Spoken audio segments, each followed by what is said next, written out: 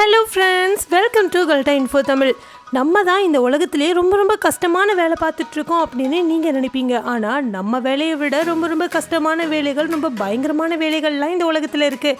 இந்த வேலைகளை பற்றி தான் இந்த வீடியோவில் பார்க்க போகிறீங்க. Most weirdest jobs in the world அப்படிங்கிற வீடியோ தான் இந்த வீடியோவில் நீங்கள் பார்க்க போகிறீங்க. இந்த வீடியோ ரொம்ப இன்ட்ரெஸ்டிங்காக இருக்கும், அதனால் ஸ்கிப் பண்ணாமல் முழுசாக பாருங்கள். இன்றைக்கான வீடியோட கொஸ்டின் என்ன அப்படின்னா, நீங்கள் பார்க்கக்கூடிய ரொம்ப கஷ்டமான வேலை எது அப்படின்னு மறக்காமல் கமெண்ட்டில் சொல்லுங்கள். வீடியோக்குள்ளே போகிறதுக்கு முன்னாடி இந்த வீடியோ லைக் பண்ணி என்னோட சேனலையும் சப்ஸ்கிரைப் பண்ணிங்க அப்படின்னா எனக்கு அடுத்தடுத்த வீடியோ பண்ணுறதுக்கான என்கரேஜ்மெண்ட்டாக இருக்கும். வாங்க வீடியோக்குள்ளே போகலாம். முதல்ல நீங்கள் பார்க்க போகிறது க்ரெயின் ஆப்ரேட்டர்ஸ். பார்க்குறதுக்கே ரொம்ப பிரம்மாண்டமாக செம்ம ஹைட்டில் வேலை செஞ்சிட்ருப்பாங்க. நமக்கே பார்க்கும்போது ரொம்ப ஆச்சரியமாகவும் இருக்கும். நம்மளும் இந்த இடத்துல இருந்தால் நல்லாயிருக்கும் அப்படின்லாம் தோணும். தூரமாக இருந்து பார்க்கும்போது மட்டும்தான் பார்க்குறதுக்கு சூப்பராக இருக்குங்க. ஆனால் அதில் வேலை பார்க்குறவங்களுக்கு தான் அதனுடைய கஷ்டம் எல்லாமே தெரியும். க்ரெயின் ஆப்ரேட்டர்ஸ் உட்கார்ந்துருக்கிற அந்த சீட் பக்கத்தில் அதை ஆப்ரேட் பண்ணுறதுக்கான சிஸ்டம்ஸ் எல்லாமே இருக்கும். அதெல்லாம் ஆப்ரேட் பண்ணுறதே ரொம்ப கஷ்டமாக இருக்குமாங்க. சரியான ஹைட்டில் உட்காந்து தான் நம்ம இந்த க்ரெயினை ஆப்ரேட் பண்ணுற மாதிரி இருக்கும். பெரிய லோடு எல்லாத்தையுமே தூக்கி இன்னொரு பக்கம் வைக்கிற மாதிரி தாங்க இருக்கும். இதில் திடீர்னு என்ன பிரச்சனை வரலாம் அப்படின்னா, ரொம்ப பலத்தை காத்தடிக்கும் போதோ இல்லைனா அதில் ஏற்படுற மெக்கானிக்கல் ஃபெயிலியர்ஸ்னாலேயோ நம்ம தெரியாதனமாக கீழே விழுறதுக்கு கூட வாய்ப்பு இருக்குது. அதனால சேஃப்டியே இந்த இடத்துல கிடையாதாங்க. உங்கள் வீட்டில் அப்படி இல்லைனா உங்களுடைய ஃபேமிலியில் யாராவதும் க்ரெயின் ஆப்ரேட்டர் அப்படின்னு நீங்கள் கேள்விப்பட்டிருக்கீங்களா? கமெண்ட்டில் சொல்லுங்கள். அடுத்ததான் நீங்கள் பார்க்க போகிறது கார்டன் ஆஃப் ஏடன். என்னடா இது கார்டன்னு சொல்கிறீங்க, இதில் என்ன அபாயகரமான வேலை இருக்க போகுது அப்படின்னு நீங்கள் கேட்டிங்க அப்படின்னா, இந்த கார்டனுக்குள்ளே போகிறதே ஒரு அபாயகரமான விஷயந்தாங்க.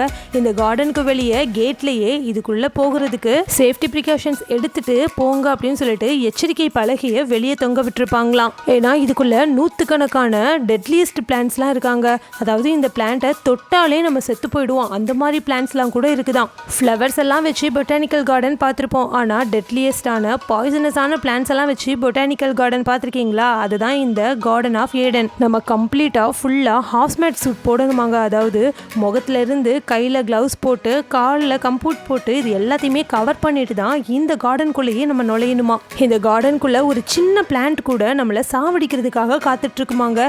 இப்போ நீங்கள் பார்த்துட்டு இருக்கிறது ஜெயண்ட் ஹாக்வீட் பிளான்ட் அப்படின்னு சொல்கிறாங்க. இதை நம்ம வெறும் கையால் தொடவே கூடாது. இதுக்கு பக்கத்தில் நிற்கிறவர் கூட க்ளவுஸ் போட்டுட்டு தான் நிற்பார். இதை நம்ம ஒரு வேளை வெறும் கையால் தொட்டுட்டோம் அப்படின்னா நம்ம உடம்பு ஃபுல்லாக கொப்பளங்கள் வருமாங்க.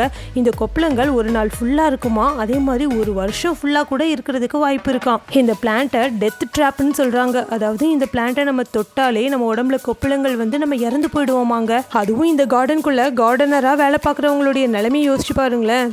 தினம் செத்து படைச்ச மாதிரி தான் இவங்க வேலை பார்க்கணும். அடுத்ததான் நீங்கள் பார்க்க போகிறது 1258 பஸ். இந்த பஸ்ஸை ஓட்டுற டிரைவர் தினம் செத்து பொழைச்சிட்டு தான் இந்த பஸ்ஸை ஓட்டுறாரு அப்படின்னு கூட சொல்லலாங்க. இந்த பஸ் எங்கே போகுது அப்படின்னா லெம்மா சிட்டி அப்படிங்கிற இந்த ஒரு இடத்துக்கு போகுது.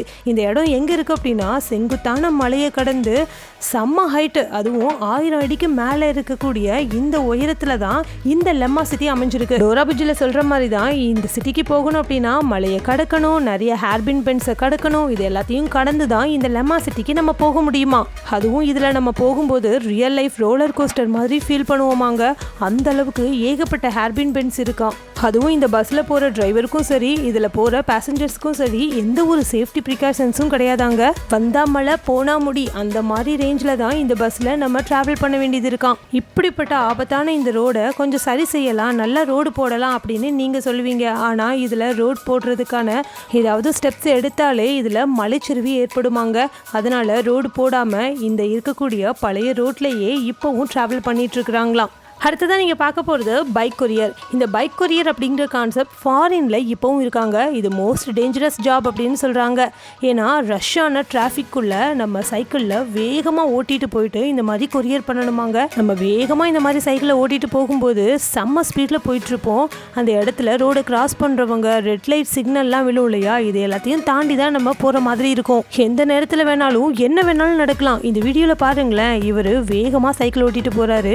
கரெக்டாக இதை ரோடை கிராஸ் பண்ணுறதுக்கு ஒருத்தர் வராரு.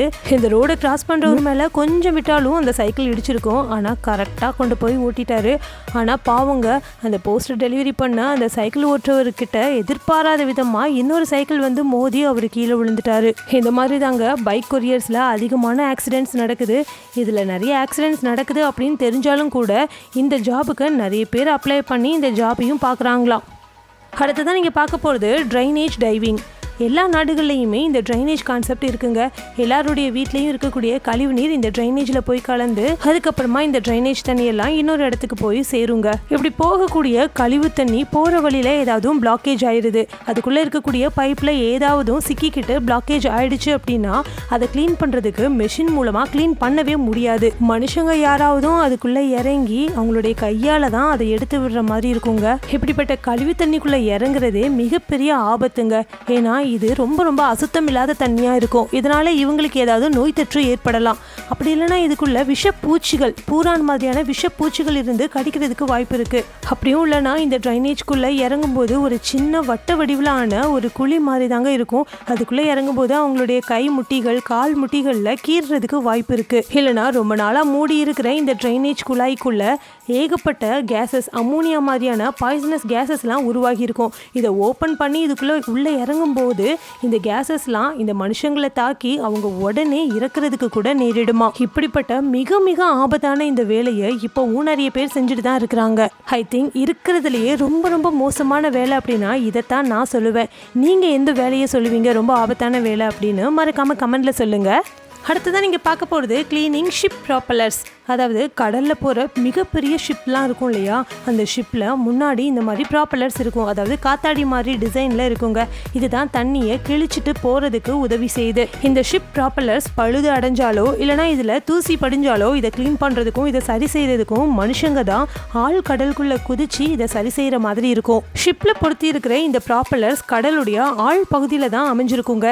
ஏன்னா ஷிப்புடைய அடிப்பகுதி கடலுடைய ஆழ்பகுதி வரைக்கும் போயிருக்கும். இந்த ப்ராப்பலர்ஸ் மட்டுமே கிட்டத்தட்ட 2 மாடி கட்டிடத்துடைய ஹைட்ல இருக்குமாங்க.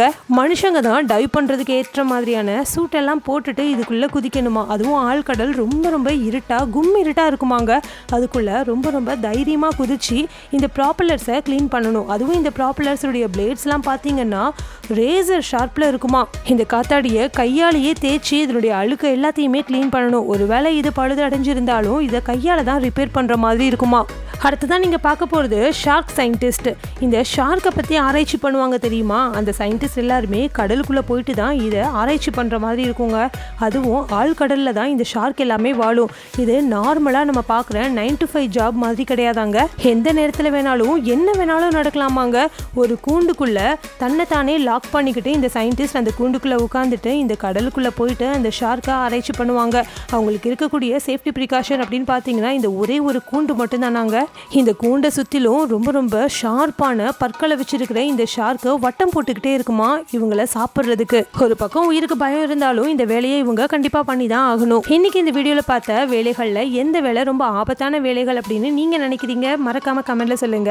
இப்போ உங்க எல்லாருக்கும் பிடிச்ச செக்ஷன் வந்தாச்சு. அதாங்க உங்க கமெண்ட்ஸ்லாம் ரிப்ளை பண்ண போறோம். வாங்க நம்ம சப்ஸ்கிரைபர்ஸ் என்ன கமெண்ட்ஸ் பண்ணியிருக்காங்கன்னு பார்க்கலாம். இந்த சண்டே என்னுடைய பையன் சஞ்சீவுக்கு ஃபர்ஸ்ட் பர்த்டே செலிப்ரேட் பண்ணோம்.